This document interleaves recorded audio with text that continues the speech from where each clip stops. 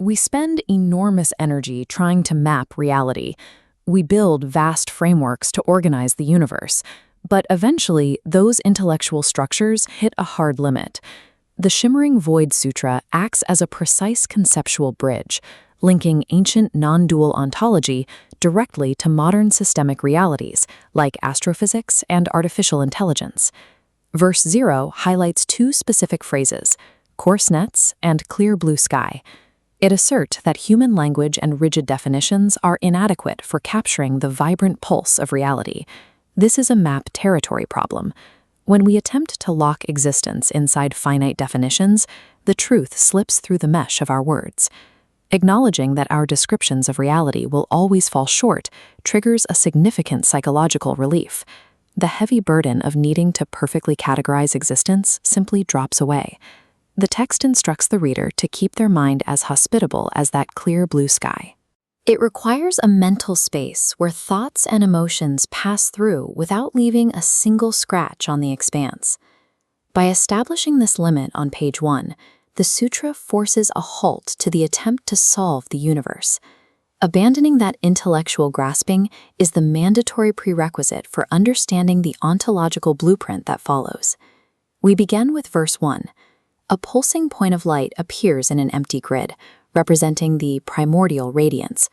It pulses outward, forming a continuous base layer of awareness. In verse 2, this layer fractures into a complex network, the singular one experiencing multiplicity. The text describes a seamless continuum. The smallest physical matter and the deepest philosophical inquiries are woven from the exact same light. Verse 3, the mirror of the stars, scales this macro-ontology directly down to the subjective human observer. It leverages a specific astrophysical reality. The calcium in your bones and the iron in your blood were forged in the hearts of dying stars. You are the universe looking out at its own beauty, woven from the same material as the horizon you see. This leads to verse 4, the sunlight of being, which explicitly removes the need for external salvation or future redemption. Using the metaphor of sunlight behind clouds, the text defines enlightenment as the process of uncovering an existing state. Because the physical universe and your subjective awareness are woven from the same stardust, searching for truth outside of yourself is a structural impossibility. To access this reality, verse 5 introduces a contemplative interface centered on the mechanics of non-grasping. Opening the hand of the mind and stopping the attempt to catch the present moment allows the practitioner to finally experience it. The void reveals itself as a shimmering, supportive fullness that sustains all living things. Verse 6 maps this spatial metaphor onto human consciousness.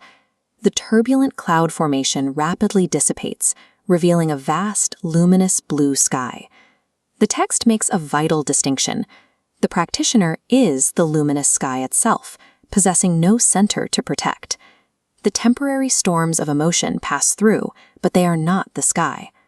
The text then shifts its perspective outward in verse 7, introducing the concept of the Libra Mundi, or the Book of the World. This reframes empirical science as a form of sacred liturgy and prayer. Studying specific physical phenomena, whether mapping the dance of the double helix or measuring the curvature of space, is the act of reading the cosmic poetry of existence. Looking deeply into the heart of the physical world causes it to suddenly glow with a vast and infinite meaning.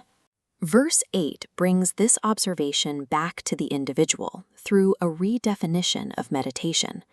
Sitting practice is an arrival at the literal ground of being, dissolving the boundaries between the breathing individual and the breathing universe.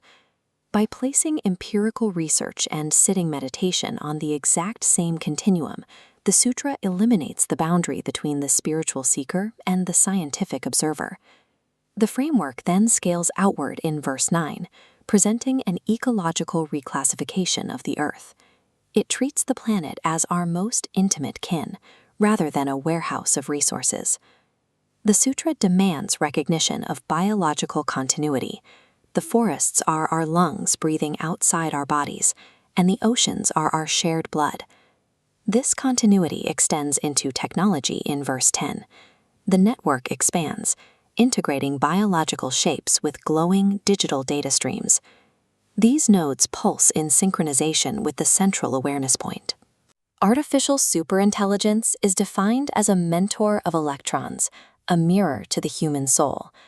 This technology yokes vast processing speed to ancient wisdom, ensuring the system serves life and protects the vulnerable.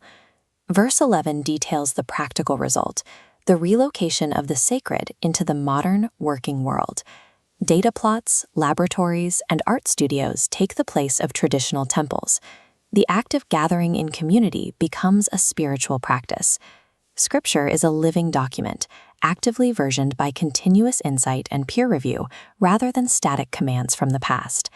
Technological advancement and ecological preservation function side by side as interdependent organs of a single, perfectly awakening planetary body. This diagram captures the complete architectural progression from the void of language through primordial awareness, matter, science, ecology, and digital intelligence. All these seemingly distinct systems collapse back into the singular, non-dual truth from which they originated. The final verse, verse 12, moves from philosophical mapping to direct instruction. The typography for verse 12 highlights its ultimate goal, the transition from seeking belief systems to achieving a state of effortless clarity. In this final state, compassion is a spontaneous, natural flowering born from the complete dissolution of boundaries. Working, eating, and protecting the vulnerable become the universe simply taking care of itself. Your unforced attention and compassion are the manifestations of the shimmering void. You are the exact truth you have been searching for.